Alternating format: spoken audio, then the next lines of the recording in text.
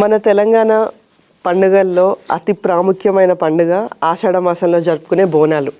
అసలు ఈ బోనాలకి సంబంధించి మనము చాలామందిని చూస్తూ ఉంటాం, సాంప్రదాయబద్ధంగా చేసుకునే ఒక ఆనవాయితీగా చేసుకునే పండుగ. అసలు బోనాల గురించి మా ప్రేక్షకులకి మీ ద్వారా. మనకి తెలంగాణ ప్రాంతంలో ఉన్నటువంటి వాళ్ళకి రెండు పండుగలు బాగా ముఖ్యమైనవండి. ఒకటి బతుకమ్మ పండుగ, రెండు బోనాల పండుగ. అసలు యాక్చువల్గా మనకి బోనాల పండుగ మనం ఆషాఢ మాసంలో చేయడానికి గల కారణం ఏంటంటే, మనకు చైత్రమాసం నుంచి మొదలు కాదు, అసలు మనకు ఆషాఢ మాసం నుంచే మొదలు. తొలి ఏకాదశి అని అంటున్నామా, తొలి ఏకాదశి అంటే మొదటి ఏకాదశి అని అర్థం.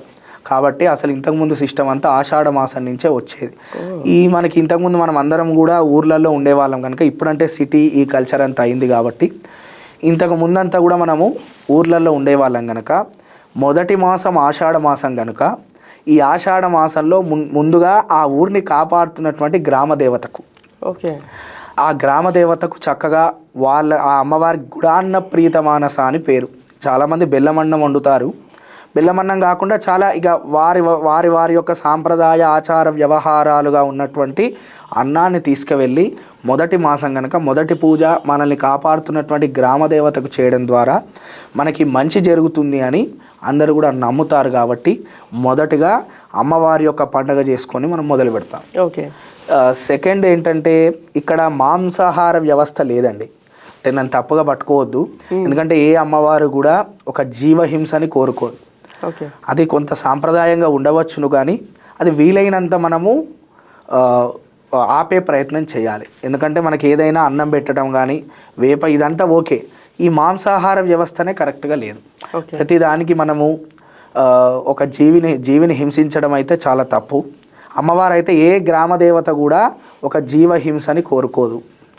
అది మన తెలంగాణ ప్రజలందరూ కూడా ఒకసారి గమనించి, అదొక్కటే, మిగతా అంతా మనం సాంప్రదాయబద్ధంగా మన భవిష్యవాణి చెప్పుకోవడం ఇదంతా పర్వాలేదు, కానీ ఇది ఆపితే గనక మనం ఒక సనాతన ధర్మంలో ఉంటూ బోనాలను చేసుకున్న వాళ్ళం అవుతాం.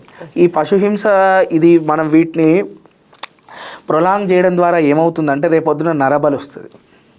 ఇంతకుముందు ఇవన్నీ లేవు. ఇప్పుడు ఆల్రెడీ మన దేశంలో ఉన్నటువంటి వాళ్ళు ప్రతి ఒక్క జంతువుని తింటున్నారు. ఇక మన మనిషిని ఒక్కటినే తినలే. ఇవన్నీ రాంగ ఏమైపోతుందంటే నరబలికి వస్తుంది. అంటే మనము మొదటిలో ఉన్నప్పుడే త్రుంచి వేస్తే కనుక మంచిది. ఇప్పుడు మన అమ్మవారికి పెట్టాల్సింది ఏంటి, అమ్మవారికి ఇష్టమైనటువంటి అన్న ప్రసాదాన్ని పెట్టి అది మనం ప్రసాదంగా భుజిస్తే ఓకే. నువ్వు చేయడమే పశుహింస చేశారనుకోండి, అమ్మవారు కూడా ఏమీ ఆనందపడదు దానివల్ల. కాబట్టి ఈ భవిష్యవాణి చెప్పడం కూడా మంచి విషయమే. ఆ భవిష్యవాణిలో కూడా అమ్మవారు ఒక శరీరంలోకి రావటం ఇదంతా కూడా మనము దాన్ని అది శాస్త్ర ప్రకారంగా ఒప్పుకోకపోవచ్చును ఎవరు కూడా. అంటే ఒక మనిషి ఇట్లా ఒక దేవుడు ఒక శరీరానికి వచ్చి చెప్పటం అనేటువంటిది, కానీ అది కూడా మనము ఒప్పుకోవచ్చు. అంటే ఒక మనిషినే మనం దేవుడుగా భావించి ఆయన చెప్పినటువంటివన్నీ విని భవిష్యవాణి ద్వారా వాటిని అన్నిటినీ ఆచరించుకుంటూ వెళ్ళవచ్చును. అది కూడా తప్పు కాదు. అసలు బోనాలు చేసేటువంటిది ఇందుకు ఆషాఢ మాసం మొదటి మాసం కనుక మనల్ని గ్రామదేవత ఎప్పుడు కూడా కాపాడుతుంది కనుక ఆ గ్రామదేవతకి మొదటగా పూజ చేసుకుంటే మనకి ప్రతి సంవత్సరం అంతా కూడా శుభం జరుగుతుందని చెప్పి మనం బోనాల పండుగ మొదలు పెడతాం తెలంగాణ ప్రాంతంలో. ఓకే, అయితే ఈ బోనాల పండుగకి సంబంధించి అతి ప్రాముఖ్యంగా మనకి పోతురాజు వేషం వేసే వాళ్ళని మనం చూస్తూ ఉంటాం. ఇందులో ఈ పోతురాజు వేషం వెనకాల ఉన్న అర్థం ఏంటి? అసలు యాక్చువల్గా పోతరాజు అనేటువంటి వాడిని అమ్మవారి యొక్క అన్ననో తమ్ముడుగా భావిస్తుంటారు అనమాట.